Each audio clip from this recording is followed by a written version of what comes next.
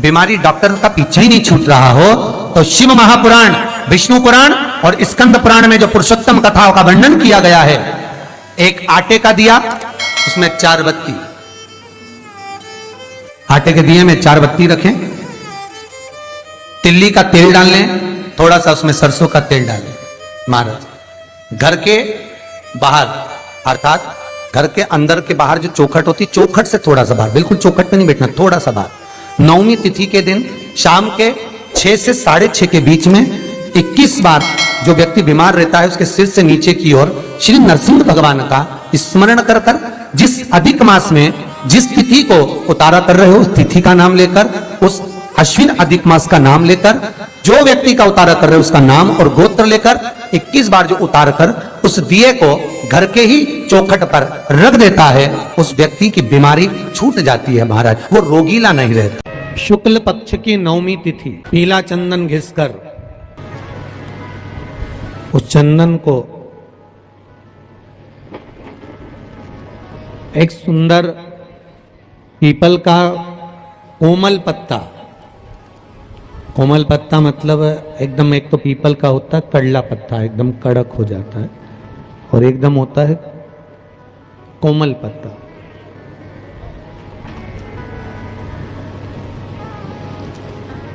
उस पीपल के कोमल पत्ते पर पीला चंदन घिसकर, जो वह चंदन होता है, उस चंदन को घिसकर उस चंदन को उस पत्ते पर रख ले। और महाराज उस पत्ते को मध्याह्न के समय पर, जैसे जब सुबह के समय पर सारी पूजन हो जाए, अर्चना हो जाए, भगवान शिव के मंदिरों में जल समर्पित हो जाए, उसके बाद में जब बाबा एकदम आनंद में विराजे हों, तब जहां शिवलिंग रखा होता है,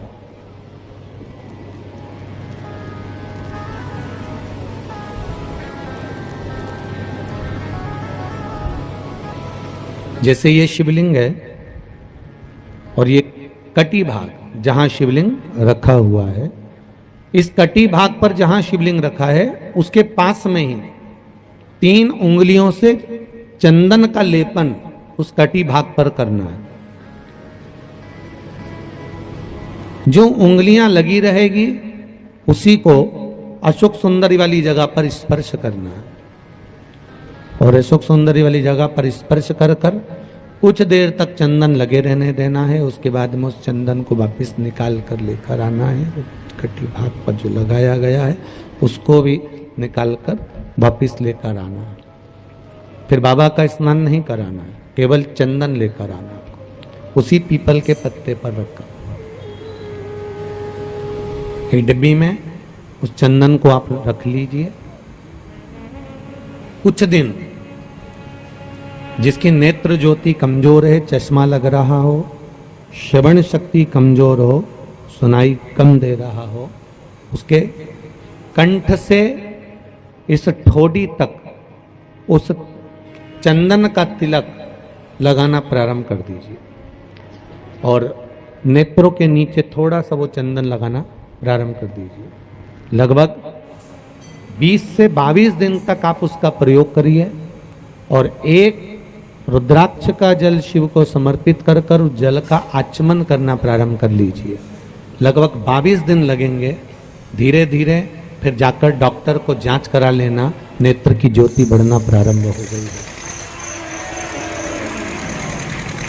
पर विश्वास के साथ में,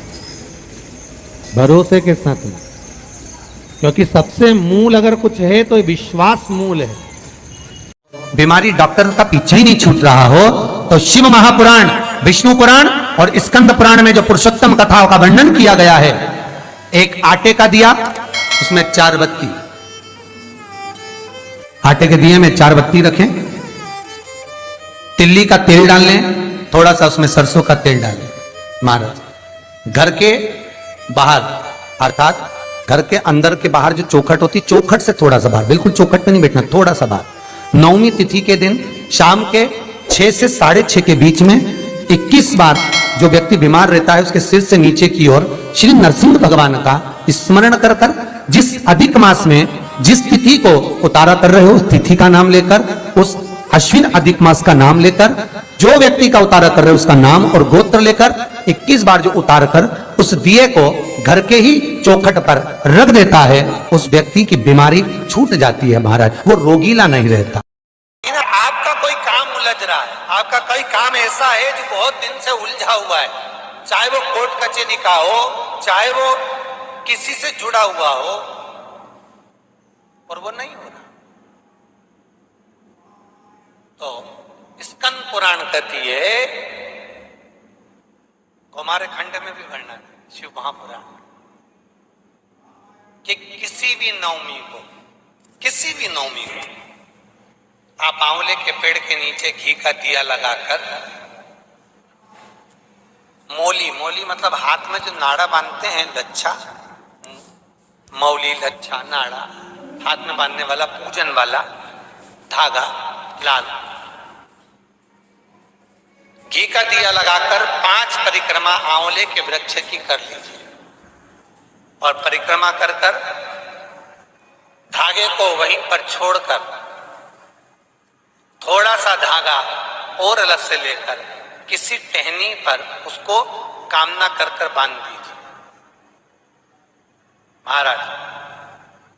10वीं तिथि को, 9वीं को तो ये करो कि 10वीं को वापिस जाकर आंवले के पेड़ के नीचे घी का दिया लगाइए और जो धागे की आपने टहनी पर जो धागा बांधा है उसको खोल कर ले आइए, अपने हाथ पर बांधकर उसी धागे को पहनकर अपने काम के लिए निकल जाइए, आपको सफलता प्राप्त हो जाए। स्कंद पुराण में आंवले के वृक्ष का बड़ा महत्व है महाराज। वृक्ष में जो गोंद लगती है वो ब्राह्मण हत्या का निश्चय है। पृथ्वी पर जो वृक्ष लगते हैं और वृक्ष में जो गोंद लगती है वो ब्राह्मण हत्या का अंश है। बंजर भूमि ब्राह्मण हत्या का अंश है। इसलिए हमारे यहाँ शास्त्र कहता है, तुम्हारे बहू का अगर जापा होए, बहू की डिलीवरी होए, बहू को संतान होए, तो खूब घी में गोंद तल तल कर खिलाओ। पर जन्माष्टमी, रामनवमी पर भगवान का प्रसाद तैयार करो तो उसमें गोंद मत डालना, क्योंकि उसमें ब्राह्मण हत्या का अंश रहता है। भगवान के प्रसाद में गोंद नहीं आना चाहिए। हर हर महादेव। श्री शिवाय नमस्तुभ्यं। मेरे चैनल को सब्सक्राइब करें और आपका कोई काम उलझ रहा है, आपका कोई काम ऐसा है जो बहुत दिन से उलझा हुआ है, चाहे वो कोर्ट कचहरी का हो, चाहे वो किसी से जुड़ा हुआ हो, और वो नहीं हो रहा, तो स्कंद पुराण कहती है, हमारे खंड में भी वर्णन है शिव महापुराण, कि किसी भी नवमी को आप आंवले के पेड़ के नीचे घी का दिया लगाकर मौली मतलब हाथ में जो नाड़ा बांधते हैं, लच्छा, मौली, लच्छा, नाड़ा, हाथ में बांधने वाला पूजन वाला धागा लाल, घी का दिया लगाकर 5 परिक्रमा आंवले के वृक्ष की कर लीजिए और परिक्रमा कर धागे को वहीं पर छोड़कर थोड़ा सा धागा और अलग से लेकर किसी टहनी पर उसको कामना कर बांध दीजिए। महाराज 10वीं तिथि को, 9वीं को तो ये करो कि 10वीं को वापिस जाकर आंवले के पेड़ के नीचे घी का दिया लगाइए और जो धागे की आपने टहनी पर जो धागा बांधा है उसको खोल कर ले आइए, अपने हाथ पर बांधकर उसी धागे को पहनकर अपने काम के लिए निकल जाइए, आपको सफलता प्राप्त हो जाए। स्कंद पुराण में आंवले के वृक्ष का बड़ा महत्व है महाराज। वृक्ष में जो गोंद लगती है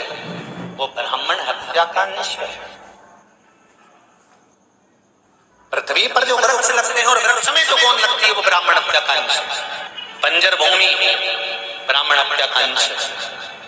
इसलिए हमारे यहाँ शास्त्र कहता है, तुम्हारे बहू का अगर जापा होए,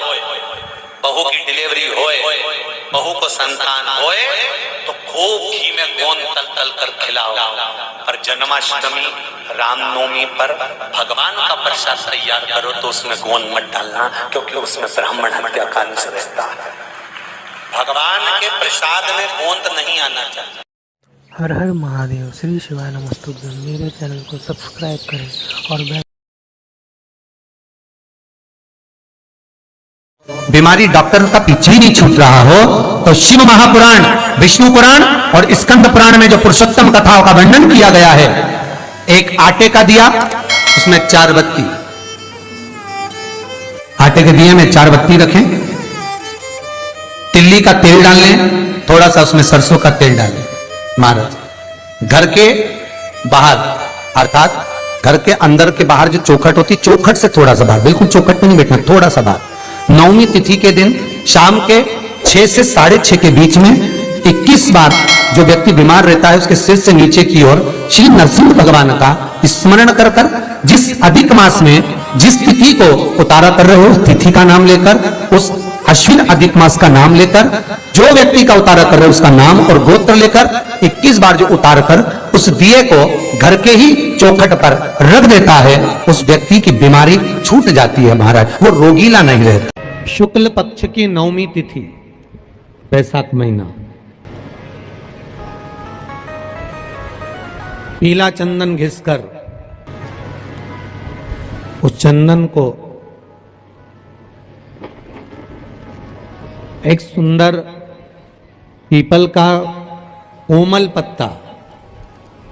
कोमल पत्ता मतलब एकदम, एक तो पीपल का होता है कड़ला पत्ता, एकदम कड़क हो जाता है, और एकदम होता है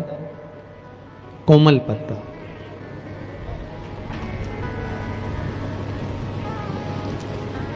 उस पीपल के कोमल पत्ते पर पीला चंदन घिसकर, जो वो चंदन होता है, उस चंदन को घिसकर उस चंदन को उस पत्ते पर रख ले। और महाराज उस पत्ते को मध्याह्न के समय पर, जैसे जब सुबह के समय पर सारी पूजन हो जाए, अर्चना हो जाए, भगवान शिव के मंदिरों में जल समर्पित हो जाए, उसके बाद में जब बाबा एकदम आनंद में विराजे हों, तब जहां शिवलिंग रखा होता है,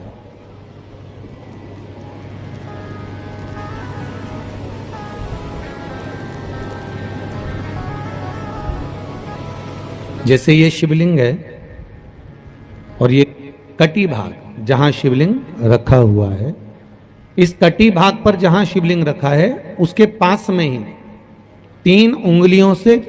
चंदन का लेपन उस कटी भाग पर करना है। जो उंगलियां लगी रहेगी उसी को अशोक सुंदरी वाली जगह पर स्पर्श करना है, और अशोक सुंदरी वाली जगह पर स्पर्श कर कर कुछ देर तक चंदन लगे रहने देना है। उसके बाद में उस चंदन को वापस निकाल कर लेकर आना है। कटी भाग पर जो लगाया गया है उसको भी निकाल कर वापस लेकर आना है। फिर बाबा का स्नान नहीं कराना है, केवल चंदन लेकर आना है, उसी पीपल के पत्ते पर रखकर। एक डिब्बी में उस चंदन को आप रख लीजिए। कुछ दिन जिसकी नेत्र ज्योति कमजोर है, चश्मा लग रहा हो, श्रवण शक्ति कमजोर हो, सुनाई कम दे रहा हो, उसके कंठ से इस ठोड़ी तक उस चंदन का तिलक लगाना प्रारंभ कर दीजिए, और नेत्रों के नीचे थोड़ा सा वो चंदन लगाना प्रारंभ कर दीजिए। लगभग 20 से 22 दिन तक आप उसका प्रयोग करिए, और एक रुद्राक्ष का जल शिव को समर्पित कर कर उस जल का आचमन करना प्रारंभ कर लीजिए। लगभग 22 दिन लगेंगे। धीरे धीरे फिर जाकर डॉक्टर को जांच करा लेना, नेत्र की ज्योति बढ़ना प्रारंभ हो गई है। पर विश्वास के साथ में, भरोसे के साथ में, क्योंकि सबसे मूल अगर कुछ है तो विश्वास मूल है।